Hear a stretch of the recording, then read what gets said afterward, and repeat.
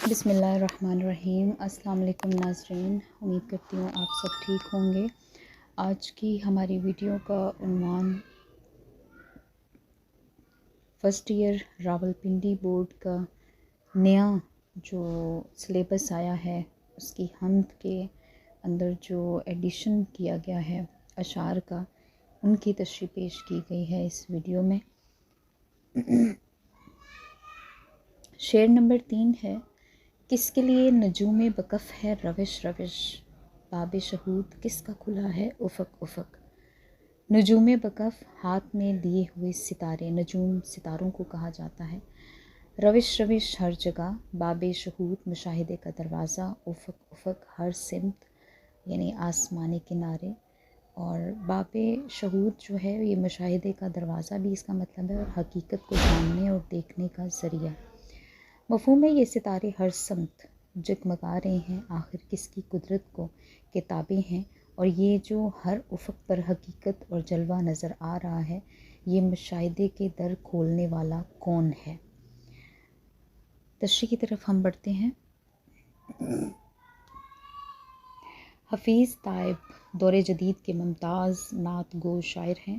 ان کا شمار ان شعراء میں ہوتا ہے جنہوں نے اپنی شاعری کو تقدیسی ادب تک محدود کر لیا تھا۔ ان کی شاعری ایک مقصد کی ترجمانی کرتی نظر آتی ہے۔ ان کا اسلوب مبالغہ آرائی سے پاک ہے۔ ہر شعر حفیظ تائب کی خدا شناسی اور کائناتی مشاہدے کی شاعری کا عمدہ نمونہ ہے۔ شاعر ستاروں کا ذکر کرتے ہوئے کہتا ہے کہ یہ ستارے جنہیں ہم ہر جگہ روشن پاتے ہیں، جیسے وہ کسی کے حکم پر ہاتھ باندھے کھڑے رہیں، یہ سب کس کے لیے ہے۔ شاعر یہاں پہ حرف استفہام استعمال کرتا ہے۔ وہ یہ کہتا ہے کہ کس کے لیے نجوم بکف ہے روش روش، باب شہود کس کا کھلا ہے۔ تو یہ یہاں پہ وہ مشاہدے کی یہاں پہ وہ قاری سے سوال کرتا ہے۔ یہ سوال بظاہر قاری سے کیا جا رہا ہے، لیکن اس کا جواب پوشیدہ ہے۔ اس کا جواب پوشیدہ یہ ہے کہ سب اللہ کے حکم اور اس کی قدرت کا مظہر ہے۔ شاعر کائنات کے راز افشاں ہونے کا ذکر کرتا ہے۔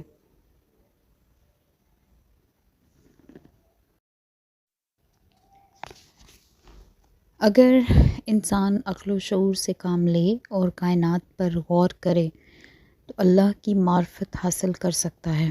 زمین و آسمان میں بکھری ہوئی ہزاروں نشانیاں اس بات کی گواہی دیتی ہیں کہ اس کارخانہ حیات کو چلانے والی ہستی موجود ہے۔